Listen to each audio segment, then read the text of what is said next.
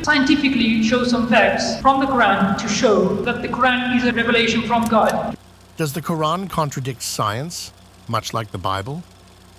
Let's see how the good sheikh responds.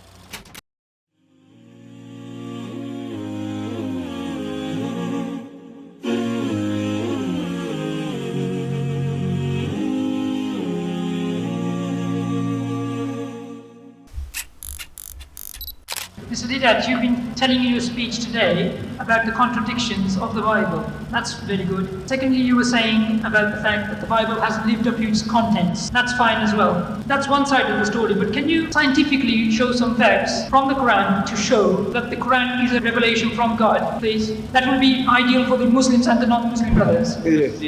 You see, there are so many things in the Quran which lends itself to scientific discoveries and proving of creation. For example, you see, if you meet one of these young men or learned people, those who say that there is no God, you meet a man of learning, a doctor, a professor of astronomy, biology or whatever, and yet he says that there is no God. And when you ask him, according to his learning, the origin of this universe, how did this universe come into being? And that person will postulate, he's going to start explaining to you that you see, millions and millions of years ago, billions of years ago, this universe was one piece and there was a big bang.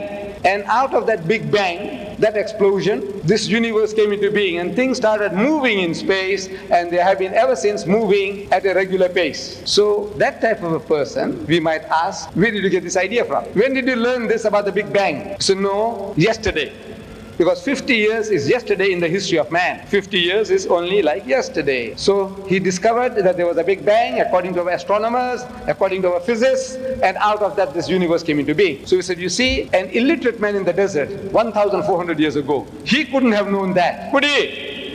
So he says, no, never. So he says, well, listen. Now we quote the Qur'an. Allah says in the Qur'an, أَوَلَمْ يَرَ الَّذِينَ كَفَرُوا. Do not the unbelievers see? These atheists, these agnostics, those who say that there is no God, can't they see? أَنَّ السَّمَاوَاتِ وَالْأَرْضَ كَانَتَ رَتْكًا. That the heavens and the earth were joined together as one unit of creation. فَتَقْنَاهُمَا. And he split them asunder. And the biologist, you ask him, where does life originate? He said, in the sea. In the water. Where did you get that from? He said, no, it's our discovery. When did you make the discovery? He said, yesterday. Because 50 years is yesterday in the history of man. An illiterate man in the desert, he couldn't have known this. He said, never. Well, listen. Allah tells us through Muhammad, He said, وَجَعَلْنَا مِنَ الْمَاءِ كُلَّ شَيْءٍ حَيٍّ. And He has made from water every living thing. أَفَلَا يُؤْمِنُونَ. Will you then not believe? You atheist, you agnostic, you man of science, will you not believe? Where did Muhammad get all these ideas from? Plant life, animal life, vegetable life, every life has got pairs.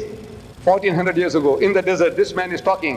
Where did he get the idea from? He says, Subhanallazi khalaqal azwaja kullaha. Says, glory be to God who has created mates of everything. Mimma tumbitul ardu, of that which the earth produces. Wa min anfusikum, and from among yourselves of the animal kingdom. Wa mimma la ya'lamun, and of the things that you know not. Male, female, positive, negative. He has created mates of everything, of the things that you know and of the things that you don't know. So these are for people with eyes, with sense. They can see that this is not the work of Muhammad. An illiterate man in the desert could never have been able to utter these things. It is from the source of creation who has been giving it to him, that this is the book of God. As of this moment, there have been many scientific miracles in the Quran that miraculously align with many modern scientific discoveries, which were unknown at the time of its revelation. For example, the Quran's descriptions of embryology, the expansion of the universe, and other natural processes indicate divine knowledge beyond the reach of a 7th century author. These insights demonstrate the Quran's divine origin, as such precise and accurate knowledge could only come from a higher power, thereby proving it to be the Book of God. However, critics, both theists and atheists alike, often challenge this view, suggesting that interpretations can be subjective and that some claims may be coincidental. As Muslims, we believe that the Quran was not revealed to convey scientific facts.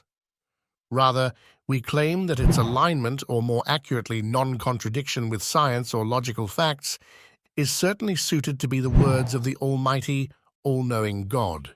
In contrast, some narratives in the Bible, specifically in Genesis, are often seen as contradictory and have led to many conflicts between the church and the scientific community for centuries, sometimes even resulting in violent measures. Nowadays, the Bible is seen by many, including Christians, as merely symbolic or allegorical rather than scientific, leading to differing interpretations and ultimately a crisis of faith experienced by Western society today. If you enjoy this video, please like and subscribe to Islamica to support our efforts. Thank you.